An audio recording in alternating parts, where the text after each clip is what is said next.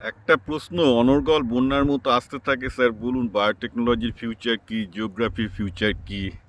এটা নয় যে ছেলে মেয়েগুলো জিওগ্রাফি বা বায়োটেকনোলজিতে ইন্টারেস্টেড, সামহাও একটা আমি জানি না বাঙালিদের মধ্যে কেউ রটি দিয়েছে যে বায়োটেকনোলজি বা জিওগ্রাফিতে লাইন নিয়ে পড়লে ফিউচার আছে না। অনেক গার্জেন জিজ্ঞাসা করছেন, অনেকে হয়তো সেই ভুল পথে পাও বাড়িয়েছেন। ফ্যাক্ট হচ্ছে জিওগ্রাফি বা বায়োটেকনোলজি কোনোটারই ভারতের ফিউচার ভালো নয়। কেন নয় সেসব নিয়ে ডিটেলসে অনেক ভিডিও, অনেক তথ্য দিয়ে ভিডিও আমার ইউটিউব চ্যানেল বিপ্লব পাল 2000-এ আছে। প্রচুর তথ্য সহ সেগুলো এবং বিশেষজ্ঞদের সাথে আলোচনা আছে, পডকাস্ট আছে, আপনারা দেখলেই বুঝতে পারবেন। মোদ্দা কথা হচ্ছে যে যদি চাকরিটাই যখন আপনার যখন ওসব লাইনে ইন্টারেস্ট নেই, মেন ব্যাপার হচ্ছে চাকরি কোথাও নেই দাদা। চাকরি বেসরকারি ক্ষেত্রেই আছে এবং ব্যবসায় আছে।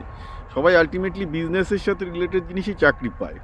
সুতরাং বিজনেস স্কিলগুলো, সেটা মার্কেটিং হোক, ডেটা সায়েন্স হোক, বিজনেস অ্যানালিটিক্স হোক, মার্কেটিং তো একটা বিশাল বড় কমিউনিকেশন বললাম, ইভেন মার্কেটিং অ্যানালিটিকও একটা বিশাল জিনিস, বা ফাইন্যান্স হোক বা বিজনেস ফাইন্যান্স হোক, হ্যাঁ এইগুলো হচ্ছে লাইন। যদি আপনি ছেলের চাকরি চান বা সাপ্লাই চেন, যেগুলো বিজনেসের সাথে রিলেটেড প্রচুর লাইন আছে যেগুলোতে কিন্তু অ্যাকচুয়ালি লোক পাওয়া যায় না, সেইগুলো নিয়ে যদি পড়াশোনা করেন, যদি চাকরি যখন লক্ষ্য, those are good, but those all lines are related to business, not related to geography, not related to biotechnology.